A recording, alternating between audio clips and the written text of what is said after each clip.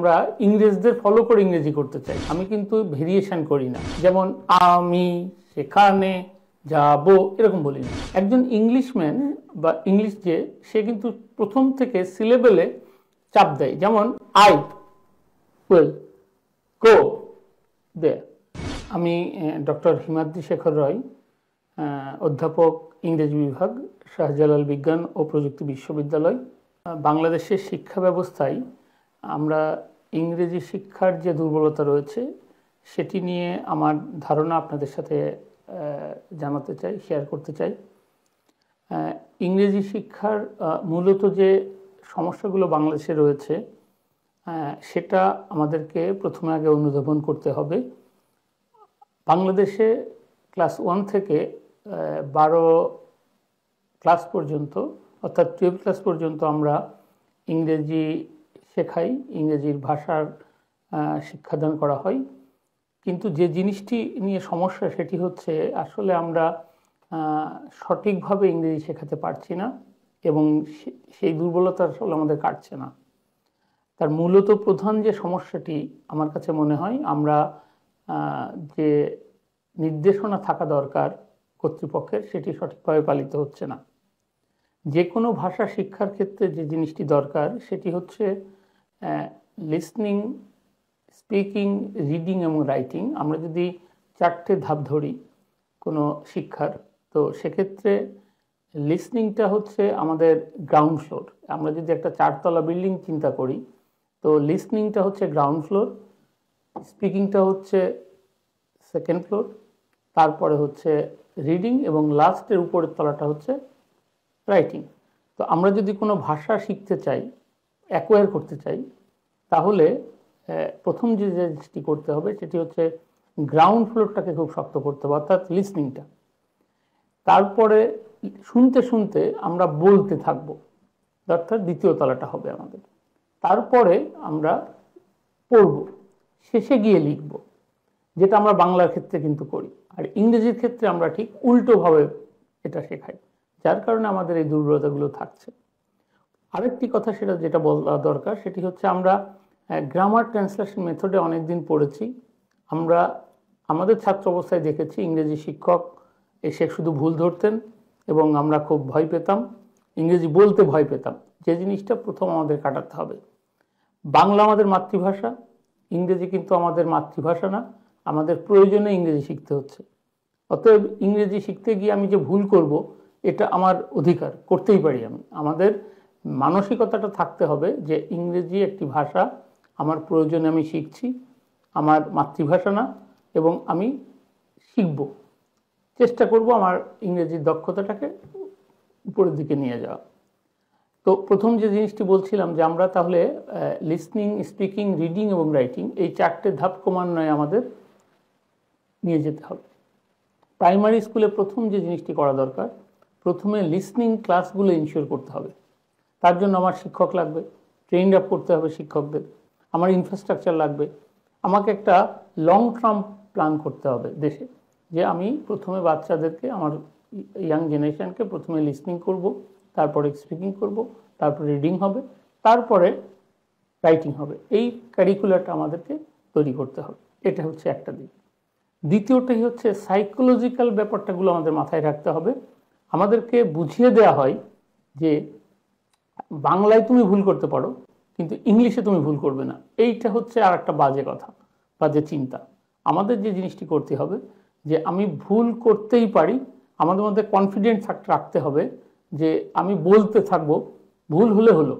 আমার মধ্যে এই হেজিটেশন জিনিসটা আগে সরিয়ে দিতে হবে, তাহলে আমরা কিন্তু ভাষা দক্ষতা অর্জনে সক্ষম হব।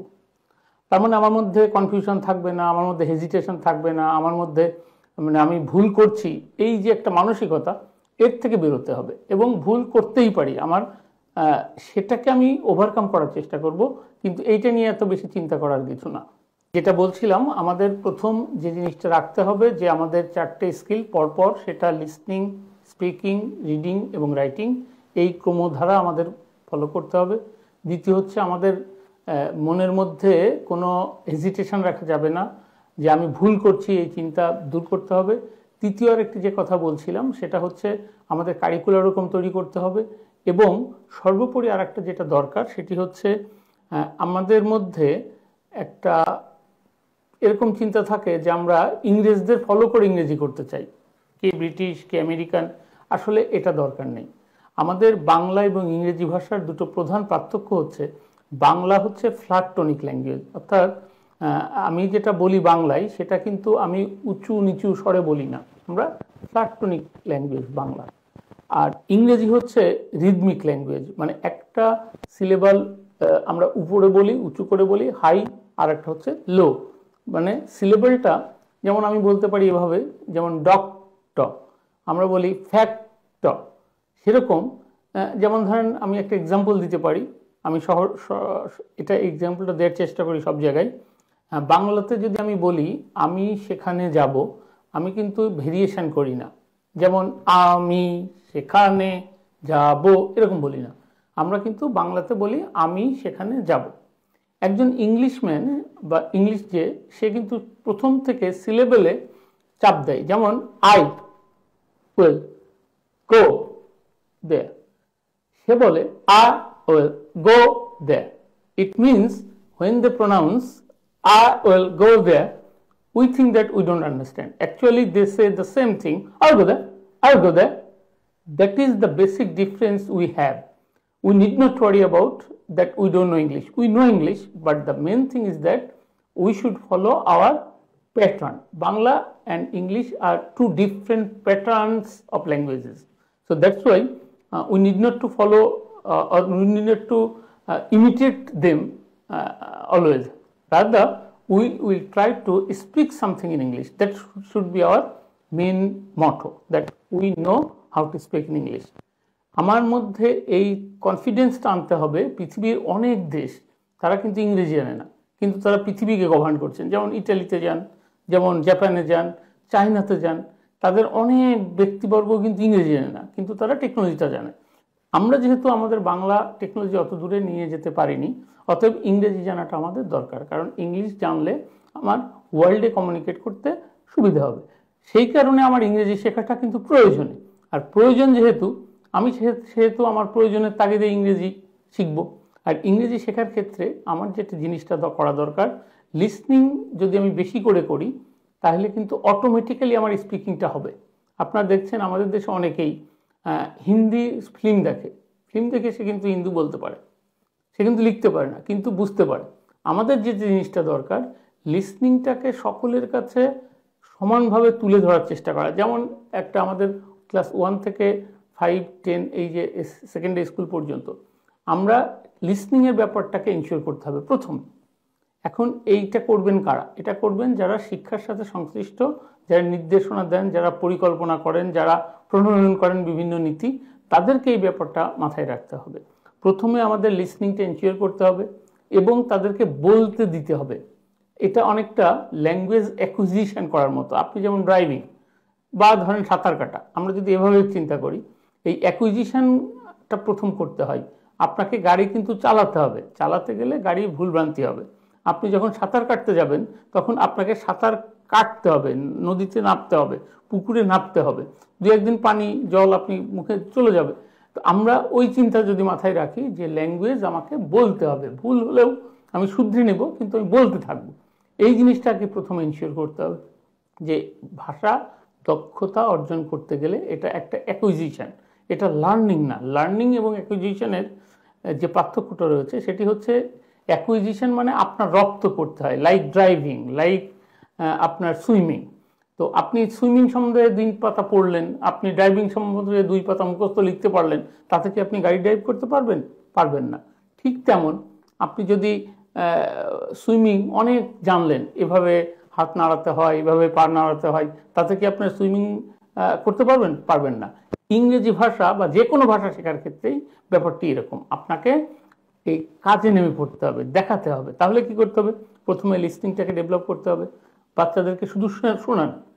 প্রথম দিকে যারা ক্লাস 2-তে 3-তে তাদের মতো করে গল্প তৈরি করেন, তাদের মতো করে ইংরেজিতে গল্পগুলো শোনান, তারা শুনতে থাকুক। শুনতে শুনতে তাদেরকে একটু বলানোর প্র্যাকটিস করতে হবে। আমরা যে কাজটি করছি, এই যে গ্রামাটিক্যাল আইটেমসগুলো শেখাচ্ছি এবং ভুল ধরছি, তাকে প্রথমেই আমরা একটা নার্ভাস করে দিচ্ছে যে এই তুমি তো ভালো সুন্দর ইংরেজি বলতে পারছো না। এই যে তার সাইকোলজি কাজ করছে যে আমি ইংরেজিতে উইক, এটার থেকে বেরোতে হবে। প্রথম কাজটি করতে হবে, তাকে লিসনিং করতে হবে, প্র্যাকটিস করতে হবে, তারপর তাদের বলার সুযোগ দিতে হবে, যেটাই বলুক সেটাকে এনকারেজ করতে হবে। Okay, you do, you speak nicely, that should be our attitude. Teacher should always tell that okay, you are in right track, go ahead. That means what I'm trying to say, a teacher should encourage his or her students always, then he will be totally, you can say, interested to speak in English. So that is the first thing. Second one is what I told, that you need not to worry about your grammatical errors. Sometimes we do that, that is our problem. আমরা শুধু ভুল খোঁজার চেষ্টা করি। যেমন ধরেন বাংলাতে আমরা কত ভুল বলছি। যেমন আমরা অনেকেই বলি আমি গতকাল এসছি, বাংলাতে কিন্তু এটা একটা ভুল হলো, আমি গতকাল এসছি বলা উচিত না, বলতে হবে আমি গতকাল এসেছিলাম, কারণ পাস্ট টেন্সে ল লাম এরকম বলতে হয়। কেউ যদি বলে আমি গতকাল এসছি, আমরা হাসাহাসি করি না, ঠিক, ওকে, ঠিক আছে। কিন্তু যদি আমি বলি আই কাম ইয়েস্টারডে, আমাদের দেশে দেখবেন বা বাঙালিরা আমরা বলি ও গ্রামেটিক্যাল এরর, এটা হবে আই কেম ইয়েস্টারডে। বাংলায় বললে আমাদের কোনো সমস্যা হচ্ছে না, কিন্তু ইংরেজিতে বললেই আমার ভুল ধরার চেষ্টা, এই টেন্ডেন্সি থেকে আমাদের বেরোতে হবে। এবং আমাদের পরবর্তীতে প্রচুর পড়তে হবে, পড়াও কিন্তু দরকার, এবং লেখাটাও লাগবে।